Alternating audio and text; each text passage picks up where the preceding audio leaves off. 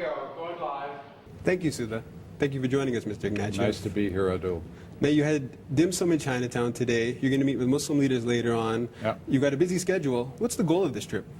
I'm going across the country, and it's a One Canada brand tour, to talk to different communities, the Muslim community, the Chinese community, and others, but to say we're all Canadians. What are the common problems we have as Canadians? I think that a lot of people in ethnic communities are, especially as we go into the second and third generation, are born here. I mean, they're Canadians first, and then there are other things second, and they want to feel that somebody understands that, and then they want a leader to listen very carefully, because everybody experiences Canadian life differently. There are particular problems. Credentials recognition is an issue for some.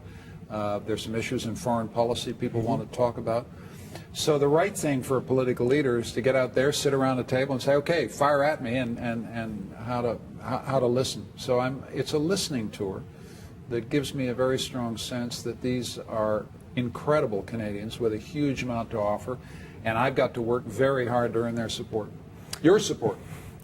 And last week, all the parties agreed to release uncensored documents with regard to the Afghan detainee issue. You call this a victory for Parliament and a victory for Canadians. But on the other hand, the Afghan ambassador said to stress this issue is a, quote, terrible waste of time. Is there too much emphasis played on what happened in Afghanistan as opposed to the current situation and moving the country forward? I don't think we want to be obsessed with the detainee issue, but the detainee issue is important. I think Canadians, whatever your party, wherever you come from, want our country to stand for human rights and respect for the Geneva Conventions overseas.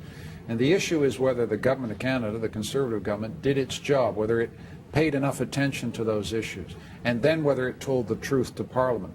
So it's an issue about our reputation overseas, but it's also a question about whether they told the truth to Parliament. And those are important issues. I don't want them to obscure the fact that our soldiers on the ground have fought bravely and done a good job. I don't want us to obscure, other questions like what should we do in Afghanistan later on. So we'll have a positive emphasis. I don't want us to be exclusively on that issue. Former Edmonton MP Raheem Jaffar and his wife Helena Georges have been in the news quite a bit recently. How do you feel the Prime Minister has handled the situation? I think it's been a kind of slow motion train wreck. I think that Mr. Jaffar got into serious trouble with the law more than 7 months ago. At that time, 7 months ago, the Prime Minister should have had them both in and said, what's going on here? He let it go, and he let it go, and he let it go, and it's got worse and worse and worse for the government. And the issue here, Aadel, is the Prime Minister's judgment. It's not, to me, about Ms. Georges or Mr. Jaffar. It's really about how the Prime Minister manages people, and I think he manages people pretty badly. So what would you like to see happen in this situation? Well, Ms. Georges has now been fired from Cabinet. There's an RCMP investigation. The Prime Minister won't even tell us what the accusation is. So she's walking around thinking, what are they accusing me of? It's another example of the ways in which he, the Prime Minister, has failed to manage this situation well. And I think Canadians are critical of that. Speaking of critical, last week the Canadian Press Harris Decima poll showed that you were the least favorite federal leader. What do you make of that? I think I need to get around. I need to meet people. People need to see who I really am as opposed to what they've been told I look like. And that's why it's good to be on your show and other shows.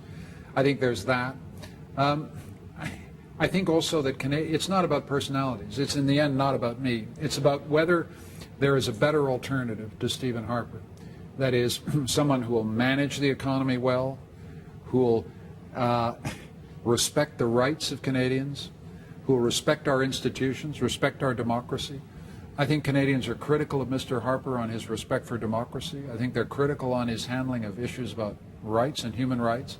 And they want to be sure, above all, that if there's an alternative, we won't mess up the economy. In fact, we'll get it going better than before. And those are the issues that I have to convince Canadians that we can handle better than he will, and I'm pretty sure we can. Thank you for joining us, Mr. Ignatieff. My pleasure. And now back to you in the studio, Sudha.